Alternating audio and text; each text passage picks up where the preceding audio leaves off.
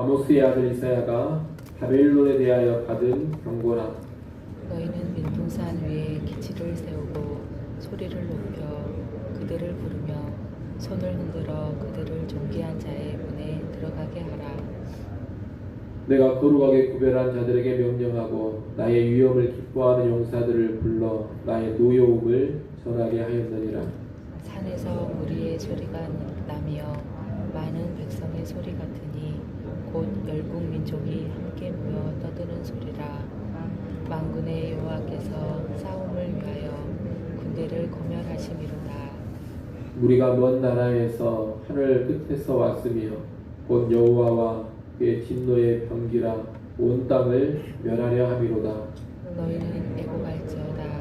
여호와의 날이 가까웠으니 전능자에게서 멸망이 임할 것이미로다. 그러므로 모든 손에 힘이 풀리고 각 사람의 마음이 녹을 것이라. 그들이 놀라며 괴로움과 슬픔에 사로잡혀 해산이 임박한 여자같이 고통하며 서로 보고 놀라며 얼굴이 불꽃 같으리로다. 보라, 여호와의 날 곧 잔혹히 분냄과 맹렬히 노하는 날이 이르러 땅을 황폐하게 하며 그 중에서 죄인들을 멸하리니 하늘의 별들과 별무리가 그 빛을 내지 아니하며 해가 돋아도 어두우며 달이 그 빛을 비추지 아니할 것이로다. 내가 세상의 악과 악인의 죄를 벌하며 교만한 자의 오만을 끊으며 강포한 자의 거만을 낮출 것이며 내가 사람을 순금보다 희소하게 하며 인생을 오빌의 금보다 희귀하게 하리로다. 그러므로 나 만군의 여호와가 분하여 맹렬히 노하는 날에 하늘을 진동시키며 땅을 흔들어 그 자리에서 떠나게 하리니 그들이 쫓긴 노루나 모으는 자 없는 양같이 각기 자기 동족에게로 돌아가며 각기 본향으로 도망할 것이나 만나는 자마다 창에 찔리겠고 잡히는 자마다 칼에 엎드러지겠고 그들의 어린 아이들은 그들의 목전에서 메어침을 당하겠고 그들의 집은 노략을 당하겠고 그들의 아내는 욕을 당하리라. 보라, 을을 돌아보지 아니하며 금을 기뻐하지 아니하는 메대 사람을 내가 충동하여 그들을 치게 하리니 메대 사람이 활로 청년을 쏘아 죽이며 태의 열매를 긍휼히 여기지 아니하며 아이를 애석하게 보지 아니하리라. 열국의 영광이요 갈대아 사람의 자랑하는 놀이개가 된 바벨론이 하나님께 멸망당한 소돔과 고모라 같이 되리니 그곳에 거주할 자가 없겠고 거처할 사람이 대대에 없을 것이며 아라비아 사람도 거기에 장막을 치지 아니하며 목자들도 그곳에 그들의 양떼를 쉬게 하지 아니할 것이요 오직 들짐승들이 거기에 엎드리고 부르짖는 짐승이 그들의 가옥에 가득하며 타조가 거기에 깃들이며 들량이 거기에서 뛸 것이요 그의 공성에는 승냥이가 부르짖을 것이요 화려하던 궁전에는 들개가 울 것이라. 그의 때가 가까우며 그의 날이 오래지 아니하리라. 아멘. 자, 이사야서 1장부터 12장은 그 선포의 대상이 유다와 예루살렘입니다. 이제 13장부터 27장까지는 민족들과 온 땅의 백성을 대상으로 하는 선포입니다. 그런데 온 땅과 모든 민족을 향한 선포의 대상 가운데 첫 번째가 우리가 오늘 본문에서 본 바벨론입니다.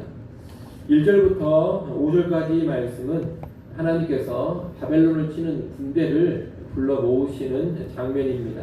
하나님은 명확하게 드러나지 않는 대상인 너희를 향해서 점점 가까이 모여드는 군대와 연관해 세 개의 명령을 내리십니다. 너희는 멀리서도 볼 수 있도록 나무가 없는 민둥산에 깃발을 높이 세우고 소리를 높여 그들을 부르며 손을 흔들어 그들을 존귀한 자의 문에 들어가게 하라고 합니다.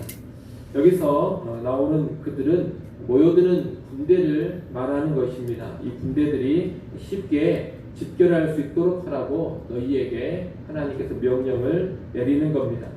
하나님은 3절에 보면 이 군대를 가리켜서 내가 거룩하게 구별한 자들, 나의 위엄을 기뻐하는 용사들이라고 표현합니다. 영적으로 거룩하고 탁월해서 거룩하게 구별한 자들이다. 나의 위엄을 기뻐하는 용사들이다. 이렇게 말하는 게 아닙니다. 단순히 이 군대가 여호와의 뜻을 행하는 자들이기 때문에 이런 표현을 하는 겁니다. 이 군대는 여호와의 진노의 심판을 집행하는 군대인 것입니다. 4절 상반절 말씀은 수많은 군대가 도착에 모여서 소란스럽게 떠드는 장면입니다. 그리고 4절 하반절은 열국의 민족들의 군대가 다 모이자 여호와께서 이 군대를 사열하시는 모습입니다. 이 군대는 여러 나라, 여러 민족들로 모여졌다는 것을 우리가 여기서 알 수가 있습니다. 고대의 제국의 군대는 일반적으로 돈을 주고 산 용병들과 자국민들 그리고 봉신국에서 지원받은 군대들로 이루어져 있습니다. 그래서 제국의 군대는 특정한 한 나라, 한 민족의 군대가 아닙니다. 제국의 군대는 여러 민족들, 열방이 모여있는 군대인 것입니다. 하나님께서 불러다가 심판의 도구 쓰시는 군대는 바로 이런 제국의 군대입니다. 그래서 열방과 민족들이 군대로 모여드는 겁니다. 6절부터 16절은 이 군대의 침략으로 바벨론의 여호와의 날, 곧 심판의 날이 임한다라는 것을 말하고 있습니다. 6절 말씀을 여러분이 한번 읽어보십시오. 6절 말씀 읽습니다. 너희는 애곡할지어다. 여호와의 날이 가까웠으니 전능자에게서 멸망이 임할 것이미로다. 아멘. 이 하나님께서 심판하시는 여호와의 날이 임합니다. 바벨론에 멸망이 임하게 되는 겁니다. 그렇기 때문에 애곡하라고 하시는 겁니다. 군대를 통한 심판이 임하면 사람들의 손에 힘이 풀어져 버리고 마음이 다 녹아져 버립니다. 해산하는 여인처럼 고통을 당하고 고통과 충격으로 얼굴이 불꽃처럼 벌겋게 달아오릅니다. 하나님 그 땅을 황폐하게 하시며 죄인들을 멸하십니다. 10절 말씀에 보면 하늘의 별들과 해와 달이 빛을 내지 않는다고 합니다. 이 말은 실제로 이런 자연현상이 생긴다는 것이 아닙니다. 암담하고도 충격적인 상황을 비유적으로 표현하는 말입니다. 여호와께서는 이 심판의 날에 세상의 악과 악인들, 교만한 자, 강포한 자들을 다 죽이고 무너뜨리십니다. 바벨론의 수많은 악인들이 목숨을 잃어버리고 살아남은 자가 희소해서 사람이 금보다 더 귀하게 될 것입니다. 이날 여호와의 분노로 인해 하늘과 땅이 흔들리고 바벨론에 모여 살던 사람들은 사방으로 도망치게 됩니다. 14절 말씀을 한번 보십시오. 14절 보면 각기 자기 동족에게로 돌아가며 각기 본향으로 도망할 것이니라 이렇게 말하고 있습니다. 이 바벨론은 바벨론 제국의 수도입니다. 그래서 다양한 나라, 다양한 지역에서 온 여러 사람들이 살고 있었습니다. 그런데 이제 바벨론이라는 도시가 함락이 되니 모두가 목숨을 부지하기 위해서 자기들의 본 나라, 자기들의 고향으로 도망을 친다는 겁니다. 그러나 침략군의 창칼을 피하지 못합니다. 살기 위해서 자기들의 본국, 자기들의 본 고향으로 도망을 치는데 도망치는 와중에 다 죽임을 당하게 됩니다. 침략군은 이 도망치는 자들을 만나는 자마다 창으로 찔러 죽이고 칼로 쳐서 죽입니다. 이 침략군은 최소한의 동정심도 보여주지 않습니다. 아이들을 내동댕이 쳐 죽이고 집을 약탈하고 여자들을 겁탈합니다. 여호와의 날에 이런 처참한 심판이 바벨론에 임하는 겁니다. 17절부터 22절까지 말씀은 바벨론을 심판하는 군대에 대한 보다 더 구체적인 설명입니다. 바벨론을 심판하는 도구로 사용되는 군대는 바로 메대 사람들이라고 합니다. 하나님은 메대 사람을 동원해서 바벨론을 치시는 겁니다.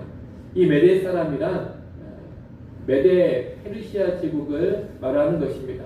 이제 하나님께서 메대 사람, 페르시아 사람을 일으켜서 바벨론을 치신다 이런 뜻입니다.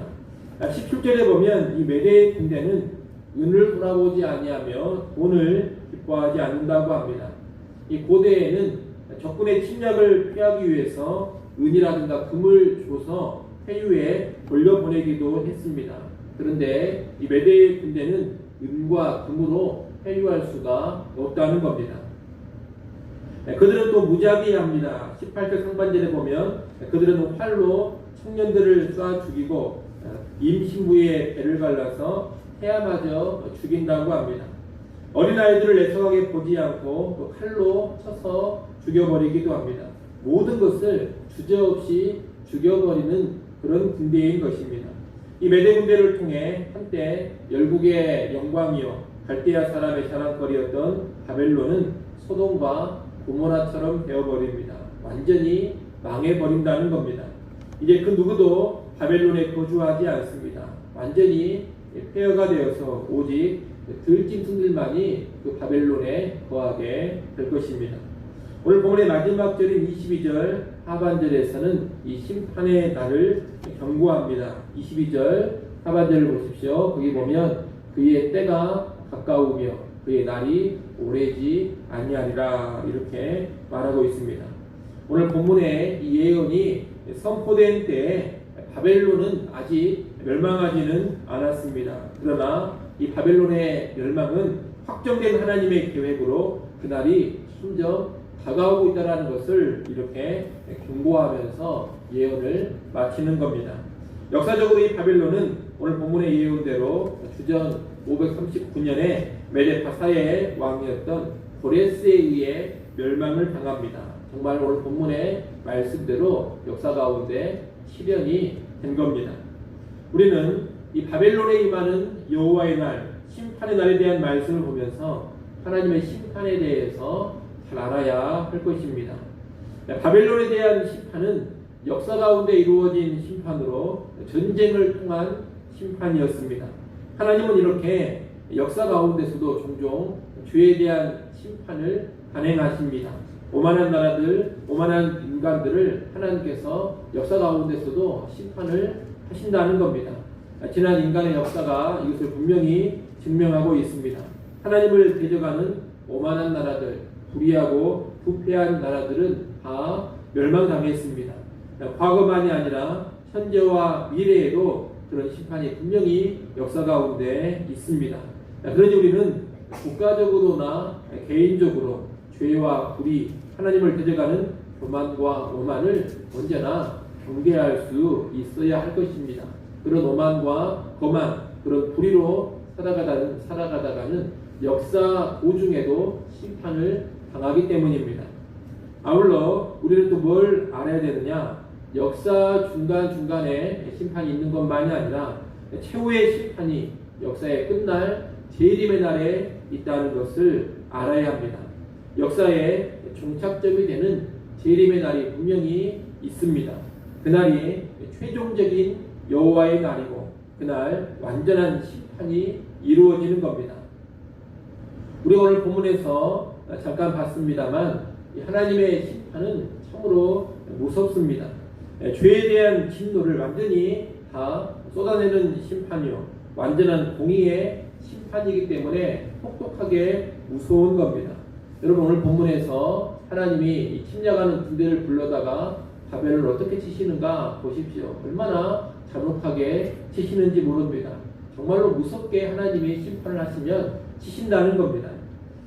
죄에 대한 이러한 하나님의 진노라든가 완전한 공의를 잘 모르고 무시하는 사람들은 최후 심판과 연관해서도 막연한 어떤 자비나 선함을 기대합니다. 하나님께서 사랑의 하나님이신데 설마 그렇게 무섭게 심판을 하시겠는가? 하나님이 자비로운 분이신데 설마 영원한 지옥의 형벌을 내리시겠는가? 그렇게 무시무시한 심판을 하시겠는가? 그런 생각을 합니다.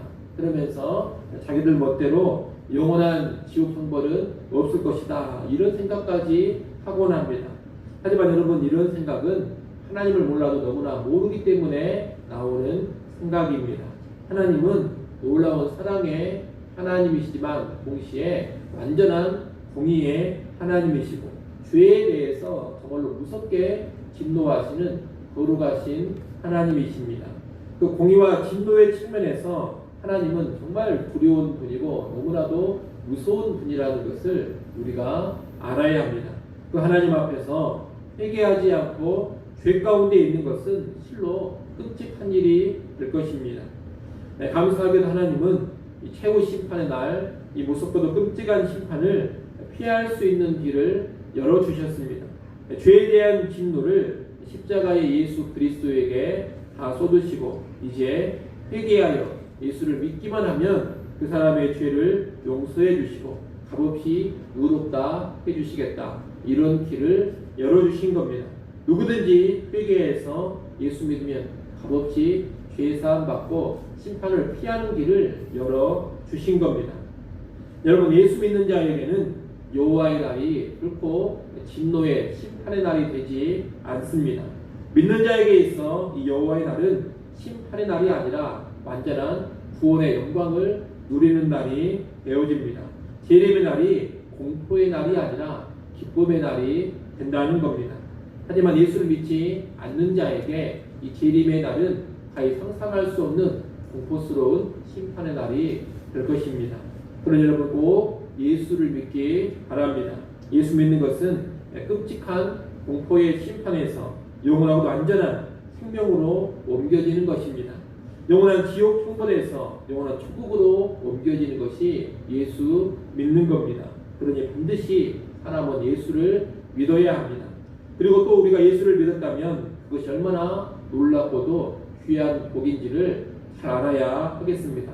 여러분, 재림을 생각하고 최후 심판, 지옥을 생각할 때 예수 믿는 만한 복이 없습니다.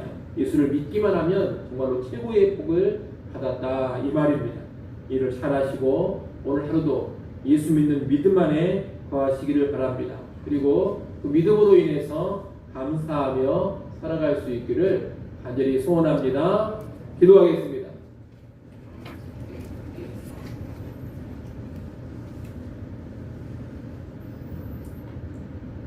하나님 아버지, 바벨론에게 임하게 되는 여호와의 날, 심판의 날에 대한 말씀을 보았습니다. 이 심판의 말씀이 역사 가운데 분명히 성취된 것을 우리가 알고 있습니다.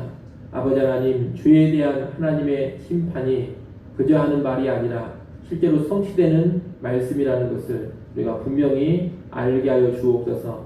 역사 가운데서도 죄에 대한 심판이 이루어지고 무엇보다 재림의 날 최후의 심판이 이루어진다는 것을 잘 알아서 죄를 경계하며 죄 앞에 철저하게 깨어있는 자들 되게 하여 주옵소서. 무엇보다 예수 믿음으로 죄사함 받는 것이 죄의 하나님의 진노를 피하는 완전한 해결의 길임을 잘 깨달아서 예수 믿는 믿음 잘 유지하게 하시고 최후 심판대 앞에도 믿음으로 서게 하여 주시옵소서.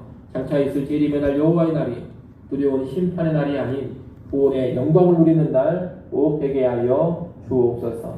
하나님, 이 시간도 하나님 앞에 나와 기도합니다. 기도하는 주의 백성들을 긍휼히 여겨 주시옵소서. 우리의 모든 필요를 아뢰 때 주님의 선한 뜻대로 응답하여 주옵소서. 또한 이 시간 우리의 가정, 자녀들, 몸된 교회, 이 나라 이 민족 가운데 주님의 놀라운 도우심의 은혜가 임하게 하여 주옵소서.